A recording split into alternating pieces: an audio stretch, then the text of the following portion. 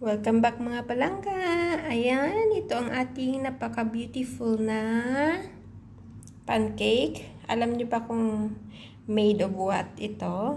Ayan.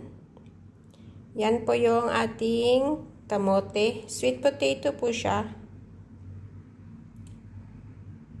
Pinakuluan ko po para pwedeng kainin na ganito lang siya or ito. Ni-blend ko po siya sa blender and then mix with egg, flour, baking powder. Ayan. With egg also. Diba? Napaka-healthy. Pwedeng-pwede po ito ninyo gawin para sa ating mga anak. At pwede nyo rin po palitan yung kamote sa kalabasa. Pwede sa saging. Pwede din po. May recipe po ako dito sa aking channel. Or ilagay ko na rin po sa aking description po ang aking recipe.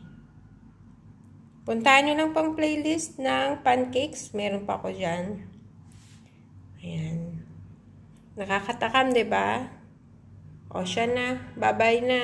Thank you for watching. Please do like, share, and subscribe. Bye!